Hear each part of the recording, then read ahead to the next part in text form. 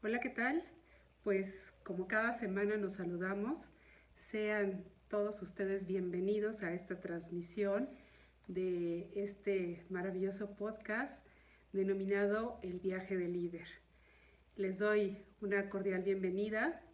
Les agradezco que se tomen el tiempo para escuchar cada uno de los capítulos y sobre todo para hacerme llegar sus comentarios eh, acerca de qué les pareció el podcast, cómo están viendo que se están desarrollando los temas y también les hago una invitación para que si tienen algún tema que les gustaría que abordara desde el punto de vista del liderazgo consciente, por supuesto que eh, estoy dispuesta a desarrollarlo, así que pues no tengan miedo y participen.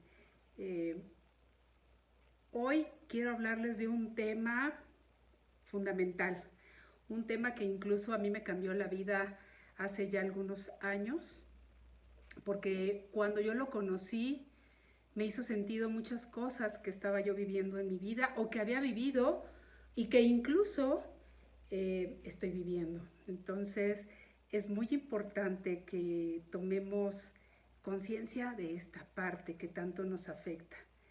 Eh, por esa razón les voy a pedir algunas cosas. Les voy a pedir que tengan apertura a escucharlo, que empiecen a analizar cada una de las cosas que van a oír, pero no desde el punto de vista de lo que tengo enfrente, ¿no? De mi compañero, de mis padres, de mis hermanos, de mi pareja. No, recordemos que para el viaje del líder, el líder eres tú y quien tiene que trabajar en ese desarrollo de conciencia eres tú. Los demás son otra cosa aparte. Nosotros no somos nadie para querer que cambien si ellos no permiten o no han llegado a la conciencia de que tienen que cambiar. Recordemos que aquí en el viaje de líder, todos, absolutamente todos, nos consideramos líderes y no somos víctimas ni de las circunstancias ni de otras personas. Dicho esto, hoy vamos a hablar sobre las heridas emocionales que te impiden ser un líder. O dicho en otras palabras, las 5 heridas de la infancia. Bien, pues para comenzar yo creo que primero que otra cosa, tenemos que entender qué es una herida. Y una herida emocional, una herida es toda experiencia que nos ha dejado dolor profundo, pero también nos ha dejado ira o nos ha dejado miedo, que son las emociones más importantes de la vida, ¿no? Y, y hablando de sanación, para poderla sanar, pues aquí quiero hacer una diferencia entre sanar y curar. El curar es una patología de índole física. Para curar vamos al doctor o con una enfermera o enfermero para que nos pueda ayudar con esa herida física. Pero la sanación es algo mucho más profundo. La sanación es hacia el cuerpo emocional. Y para sanar tenemos que trabajar tanto con la mente como con la emoción y con la conciencia. Dicho esto, entonces vamos a empezar de lleno, bueno, ya empezamos, ¿verdad? Pero de lleno con estas 5 heridas de la infancia. Y estas 5 heridas que son rechazo, abandono, humillación, traición e injusticia, para que nosotros pudiéramos sobrevivir a lo largo de nuestra vida, hemos generado una máscara, que es una especie de protección. Por ejemplo, en el rechazo, nuestra máscara va a ser el huidizo. Para el abandono, la máscara va a ser el dependiente. Para la humillación, va a ser el masoquista. Para la traición, va a ser el controlador. Y para la injusticia, va a ser el rígido. Y a lo mejor ahorita no entendemos mucho qué significa todo esto, pero sí les quiero poner en contexto que cuando no sanamos estas heridas, cuando no entramos a lo más profundo de lo que nos ha causado esta herida y que no se sanan, en nosotros se generan impulsos irracionales, ¿no? Acciones que en conciencia no harías o no dirías. Y aquí ya vámonos a los ejemplos. Por ejemplo, en una pareja, cuando el esposo a lo mejor se va con sus amigos a pasar una noche divertida, jugando dominó, jugando baraja, y la esposa está en su casa con mucha ansiedad, pensando si su pareja estará realmente con sus amigos jugando o, o está con otra persona, ¿no? ¿Y cuál sería ese impulso irracional que se aventaría a hacer? A lo mejor salir a buscarlo por todos lados o hablarles a sus amigos para ver si está con ellos. Esas cosas tan de drama, si nosotros estuviéramos sanados, pues no lo haríamos. No lo haríamos porque confiamos en la persona. Segundo lugar, porque confiaríamos en nosotros. Y tampoco eres cuidador de la persona, ¿no?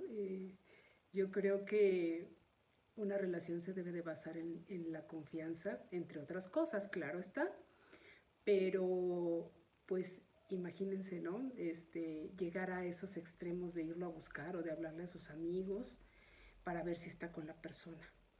Y eso nos habla de una personalidad herida.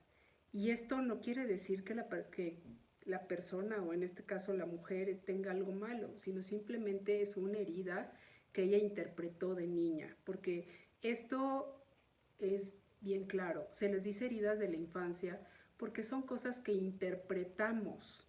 No quiere decir que ocurrieron, sobre todo esto lo quiero decir cuando hablemos del abandono. No quiere decir que necesariamente hubo un abandono físico, sino que simplemente nosotros lo interpretamos como una circunstancia que nos generó una protección.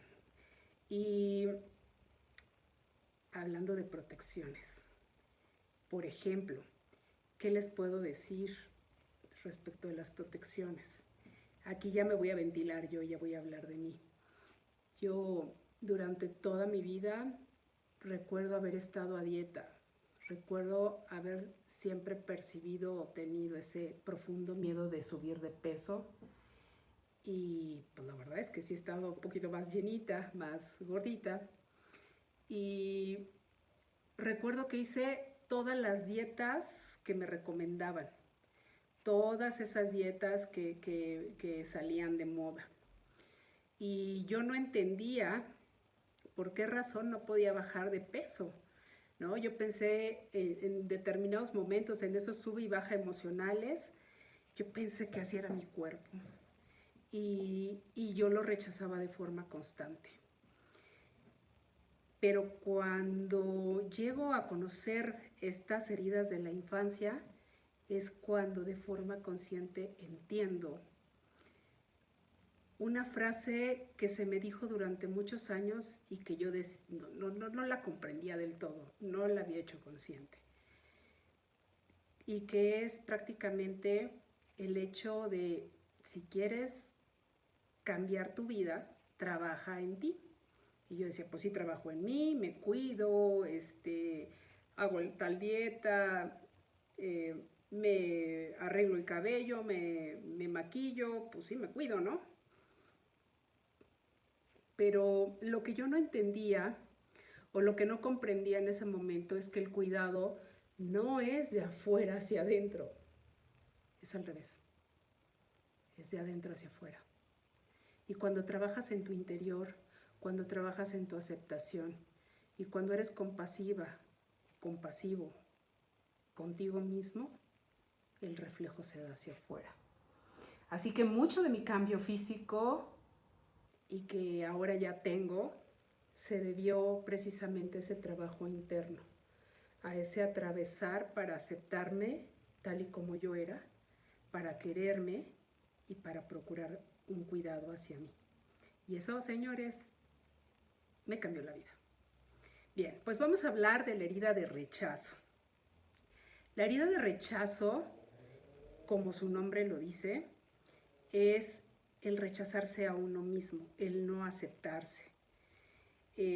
Son estas personas que tienen pérdida del apetito o que están totalmente deprimidas, porque ellos generalmente generan depresión o problemas respiratorios, pero ellos se sienten muy, muy adentro de ellos que no tienen derecho a existir. Así de grave. Pero además son personas que son muy solitarias, pero tienen un gran mundo imaginario y creativo. Ellos generalmente trabajan en solitario, porque tienen una gran y enorme incapacidad para vincularse con los demás. Les cuesta mucho ese trabajo de vincularse. Y si los vemos físicamente, porque también esto influye en nuestro físico, como yo lo advertía un poquito antes, son esas pequeñas, son personas que uno los ve y parece que les faltó desarrollarse. Pueden ser, por ejemplo, físicamente personas que tienen ojos pequeños, atemorizados, muy delgados, la piel como muy pegada al hueso, como que quieren desaparecer. Acuérdense que su máscara del rechazo es el huidizo. Y bien, ahora vamos a hablar de la herida de abandono que tiene como máscara el dependiente. Esta herida, si hablamos en términos sociales, la tenemos los mexicanos. Tenemos esa herida de abandono porque nos falta estructura, porque somos una sociedad que pedimos constantemente al gobierno, pero que aguantamos mucho maltrato, muchas cosas que no se dan, y que a la larga nos sentimos abandonados. La herida de abandono es una herida muy común que tenemos muchas personas, y digo tenemos porque es una de las heridas que más me ha tocado trabajar. La herida de abandono es precisamente tener miedo a la soledad, ¿no? Son esas personas que tienen un cuerpo alargado, delgado, pero que generan estómago, ¿no? Por ese miedo a la soledad. Se genera esa especie de lonjita, por así decirlo, para protección, ¿no? Y generalmente la alimentación de una persona que tiene la herida de abandono, pues es tener un buen apetito, pero preferiblemente le gustan los alimentos blandos, ¿no? Este abandono es cuando uno de pequeño sintió que tus padres te abandonaban, no físicamente, es una percepción que nosotros tuvimos. Hay que estarlo recordando para decir, no, yo no fui abandonado, no, sí lo fuiste, ¿no? Tal es así que obviamente puedes tener las siguientes características. Es alguien que tiene una gran dificultad para aceptar una negativa. También es alguien que da mucho, por ejemplo, en las relaciones, para que no lo vayan a dejar, ¿no? Da demasiado. O chantajea o manipula para que no lo dejen. Es esa persona que también cambia mucho de estado de ánimo. De repente la ves muy alegre y de repente ya está triste y de repente se enoja y vive mucho en el drama, ¿no? Tiene una gran facilidad para relacionarse, pero destructivamente. ¿Por qué destructivamente? Porque recordemos que la máscara que hace esta persona es la dependencia, depende de los demás. Son de aquellos que siempre andan acompañados, que les da, brincan de una relación tras otra, pero realmente muy dentro de ellos llevan una tristeza muy profunda y suelen llorar con mucha facilidad, ¿no? Ahora vamos a hablar de otra de las heridas, la herida de humillación y su máscara, que es el masoquista. Estas personas físicamente las las ubicamos porque son personas muy gorditas, de talla corta, de cuello ancho, abombado, tienen unos ojos grandes y abiertos e inocentes, o sea, ves como un niño atrapado en ese cuerpo, ¿no? Y su mayor temor es la libertad. ¿Y qué pasa con este tipo de personas? Pues que con frecuencia se avergüenzan de sí mismos o temen avergonzar a todas las personas que los rodean. Llevan una carga emocional muy fuerte en su espalda, se consideran maleducados, como sucios, no tienen límites y generalmente les da por tomar el papel de padre o de madre de todos los demás, ¿no? Los toman a su cargo. Son muy sensibles, muy sensibles, y por eso utilizan la máscara del masoquista, porque se castigan o antes de que los castiguen los demás, ellos se autoflagelan, ¿no? De esa manera se lastiman para que no sean avergonzados.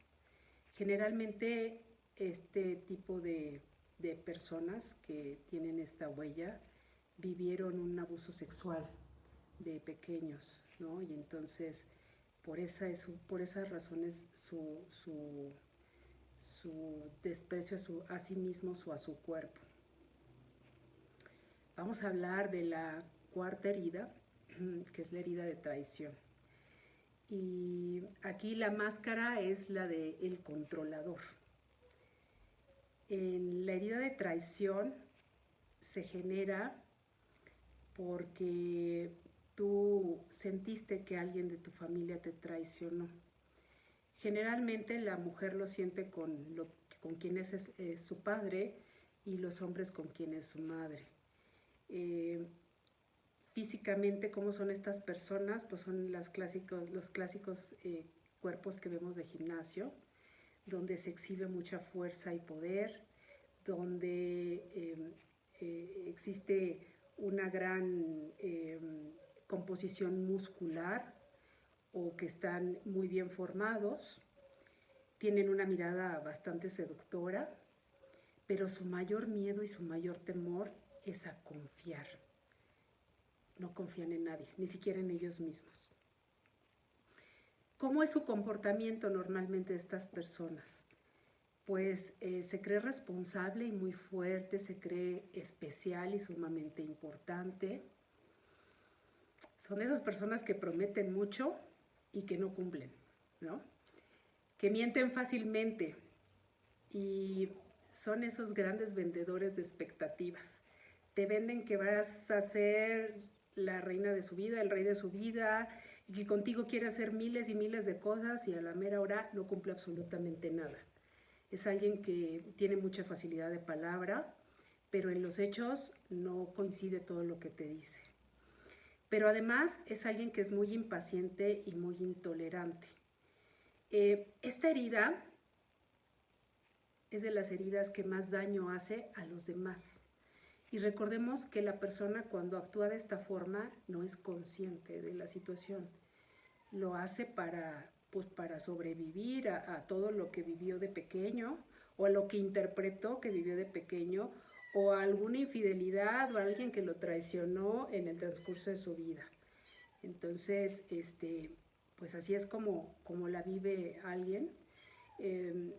Esta es una herida muy cansada. Si nosotros hacemos así puños, si cerramos el puño enormemente, sentimos esa tensión de cómo se van moviendo nuestros músculos. Así de cansada es esa herida.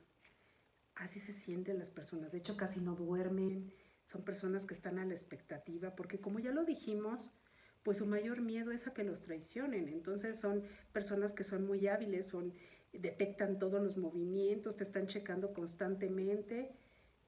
Pero vaya qué cansancio, ¿no?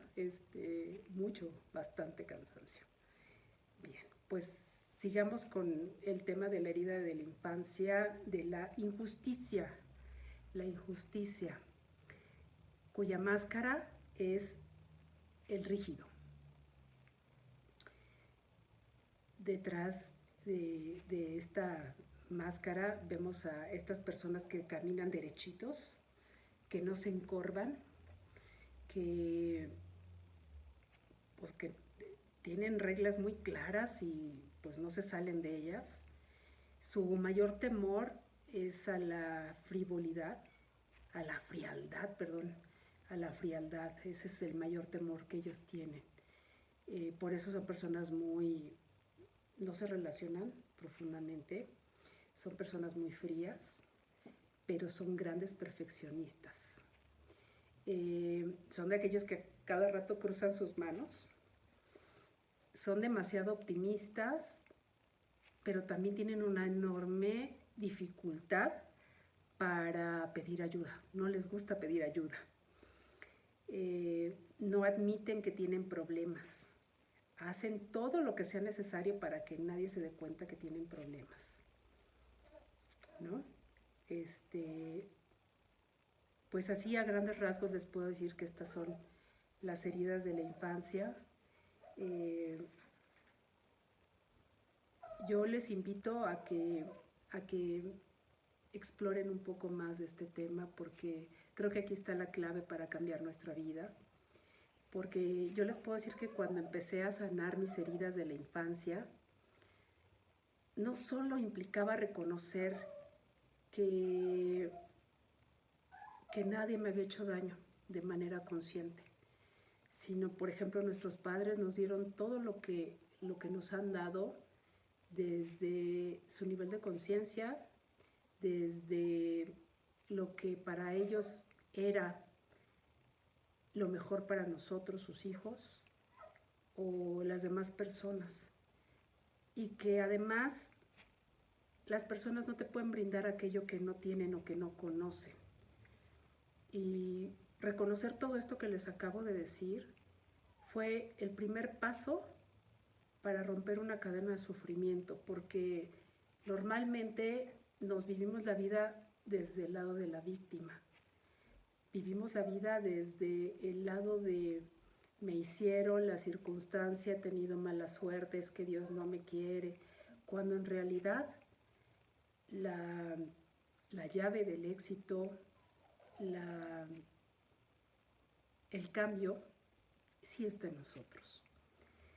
Pero para buscar ese cambio, para caer en conciencia de que nosotros sí somos los arquitectos de nuestra vida, sí tenemos que echarnos un clavado a aceptar quiénes somos, lo que somos, a querernos tal y cual y sobre todo a tomar el control de qué es lo que queremos lograr en nuestra vida y hacia dónde nos queremos dirigir.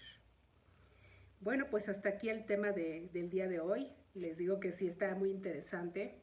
Si quieren profundizar sobre las heridas de la infancia, yo les invito a leer los libros de Lise Bourbeau. Espero haber pronunciado bien su apellido, pero es una autora francesa que les va a dar una enorme luz. Si quieren también profundizar en estos temas, yo inicio un curso el próximo miércoles 1 de febrero sobre las heridas de la infancia. Es un curso que va a ser virtual. Vamos a trabajar durante 6 horas, no seguidas, es 1 hora a la semana, analizando cada una de estas heridas y cómo nos afecta en relacionarnos con nosotros mismos, con los demás y qué podemos hacer para sanarlas. O sea, porque, pues sí, una parte interesante es el tema de lo que yo les estoy diciendo, de qué son las heridas, pero ahorita dimos una embarrada, pero súper rápido. La idea es conocerlas profundamente para que podamos cambiarlas, para que podamos estar en conciencia de, ¿por qué reacciono de esta forma? ¿Por qué hago las cosas de esta manera? ¿O por qué las interpreto? Pero ya teniendo conciencia de esto, entonces ya cambiamos ese chip y nos vamos dirigiendo a una vida mucho mejor, a una vida mucho más plena. Todos aquellos que son padres, la verdad es que trabajen este tema con sus pequeños, trabájenlo para que también les ayuden a gestionar mejor sus emociones y a cambiar su vida. Y creo que, bueno, ya me extendí, pero este tema lo vale. lo vale mucho, porque yo les digo que desde hace ya algunos años que yo empecé con mi proceso de transformación, me di cuenta que el oro molido está aquí. Así que yo lo pongo en este momento en contexto para ustedes, para que lo sepan aprovechar y lo utilicen en el bien de construir una vida mejor. Muchas gracias.